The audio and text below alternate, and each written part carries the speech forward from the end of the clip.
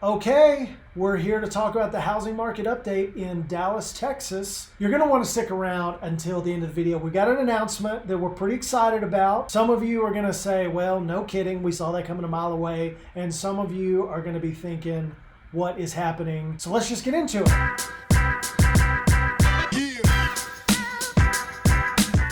What's up, you guys? Jono here with Selling North Dallas. I've got my good friend Holly Haven joining us to talk about what the heck is going on in the North Dallas housing market, or in the Dallas housing market in general. Holly, how are you? I'm great. How are you? I'm doing good, thanks. You look well. Are you ready to get into it? Let's go. Let's dive into some of these metrics. We've got the Dallas housing market still going bananas.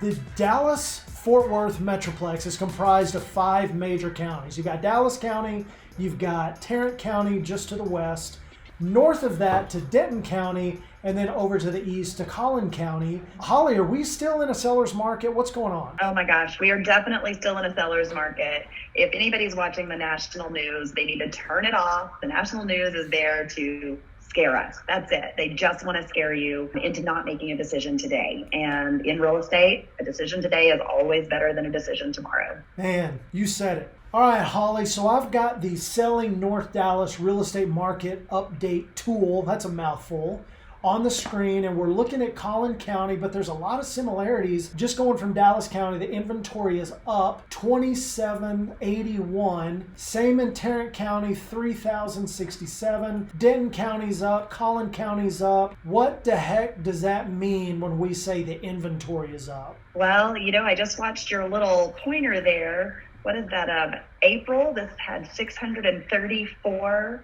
listings in all of Collin County. Yeah. So we have quadrupled the number of listings, basically. That's a big jump.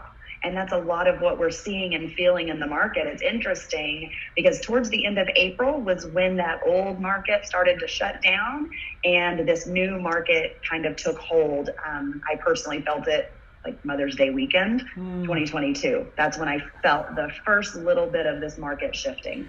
So we're this little gauge here says we're still in a seller's market. I mean, how can that be true if we've quadrupled the inventory? Yeah, so it's kind of like saying, well, if I had, 100 homes in a city and now I have 400 homes in a city to choose from, that's a vast difference. But when you're talking potentially 20,000 homes in that particular city, 400 is still not a lot, right? You have to look at things from a percentage perspective. And even though we have more inventory than we've had in the last 2 years, it is still not what we would call a buyer's market. You can see from that dark gray arc at the bottom to the green arc at the top, we've had a little bit of a shift in the last 30 days, but we're still pretty far away from that little line there on the left that would say we're in a buyer's market. Does that mean that there's still things like bidding wars happening? I'm not going to say that it's not going to happen. We could have a very unique property, or we could have that absolute perfect property that does potentially get multiple offers. And I mean bidding war, multiple offers. However, that is definitely less likely today than it was 6 months or any time in the last 2 years. So with the inventory increased the way that it has, that obviously means buyers have more properties to choose from. Does that mean that it's easier to find what you want now? It actually is. So from a buyer perspective, things are better than if you were shopping 6 months ago, especially for those buyers that just didn't have a ton of cash on hand. They weren't willing to pay above that appraised value or market value once it came to that lending process. So it is giving buyers more of an opportunity to get back in the market if they had been shut out for the last 2 years based on that cash in hand, because that's what we were seeing, especially early in this crazy hot market that we had. We had buyers coming in, they were being very competitive. We were seeing 10, 15, 20 offers on the first day of a listing, and that meant your offer had to be strong. So the appraisers through the lending process were not able to apply that data to the loan value.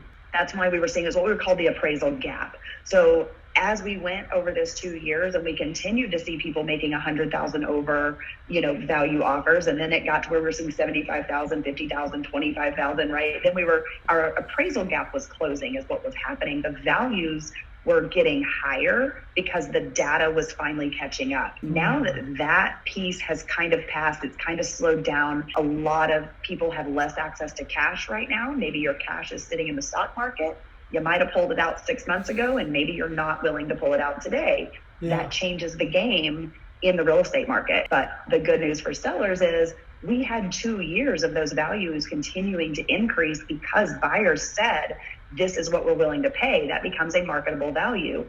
Now we're seeing those higher prices. So based on that, is it still a good time to sell your house? Yes, it's a great time to sell your house. When my sellers ask me, am I gonna get this 100,000 over? Probably not. However, what was happening, let's go back 18 months, the value wasn't there for the lender, but the value was there in the market. That's why people were getting, quote, 100,000 over list price. That value is now meeting or very close to what those buyers were willing to pay. We're actually seeing that same price or property value, but we're seeing it from a lending standpoint and not I'm a buyer with cash that's just willing to pay it. For most of us, purchasing a home is not a short-term investment. It's a long-term investment. Maybe it's 3, 5, 7, 10 years. Some people stay in their houses much longer.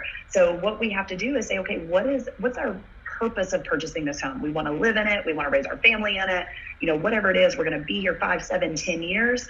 Today's the best time to buy because the price tomorrow might be higher, right? We don't rush and take all of our money out of the stock market because we're at a low. We actually hold out, and a lot of people actually put more money into the stock market when it's low. And the reason is because we have an expectation that over time it will go back up. Yeah, it's kind of interesting looking at this chart here. This goes back to July of 2019, had a very slight dip, and then it starts to climb. Everybody knows what the last 2 years look like, and then we get into January of this year, and it's this really steep climb. As you gaze into your crystal ball, it sounds like you're saying that it's going to continue to go up. I'm hearing a lot of people say things like, well, I'm going to wait until prices come back down to buy. When is that going to happen? When are prices going to drop so that you don't have to pay so much for a house? Man, John, if I could answer that question, I wouldn't be on this call with you today. I'd be on a beach somewhere, living the high life. Right. My crystal ball does not work. However, data doesn't lie. Right there before April 2021, just a slight dip, right? We were up, we had a slight dip, and then we just took off like crazy. So slight dips are normal and not uncommon. And will it go down from where we are today? Maybe. When will it be? We don't know. We're not feeling that market yet. We are in a real-time market. And until we have a little bit more, I'm going to say 3 to 6 months under our belt, we don't know what to expect, but we know to expect over time. We're always on an upward trajectory. I hate to pigeonhole it too much, but honestly, the North Texas housing market is so stable. It really is never a bad time to buy and sell. There's always better times. There's always worse times, but there's really never a bad time. You might realize a slight improvement in price.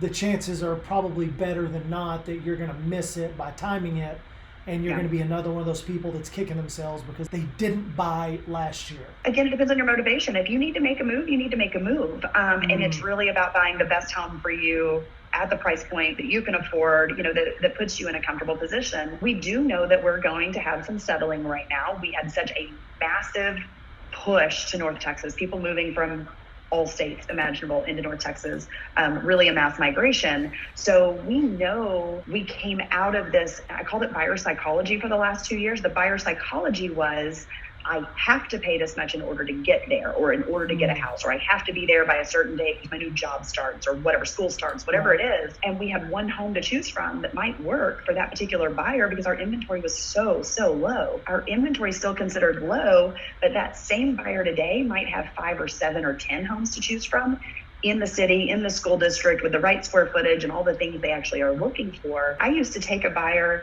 and I would send them 30 homes that might fit. We only wanted to see 5 or 10, but 30 could have worked.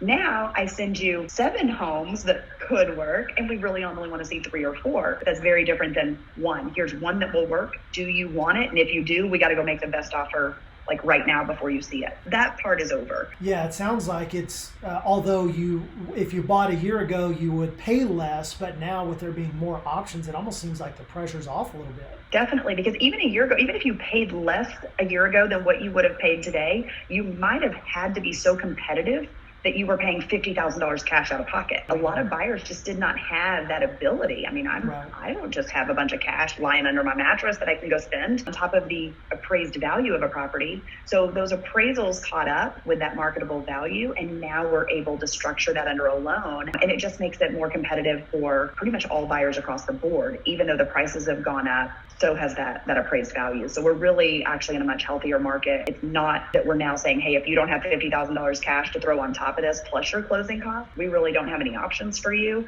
Now we're back to, I had an FHA buyer close last week. FHA, first of all, we got it under contract with an FHA. She was able to put down like 3%. It lowered her house payment by $400 or $500 a month. She's happy as she can be. And 6 months ago, it would not have been an option. Wow. That's so great. So if we have someone that's watching this and saying, man, how can I get my hands on a report like this? Do we have a way that we can share that with them? We do. I think right below this video in the description, there will be a link. If they click on that link, they do have to put in name, phone number, and email, but it will email directly to them. They're going to receive this Collin County report.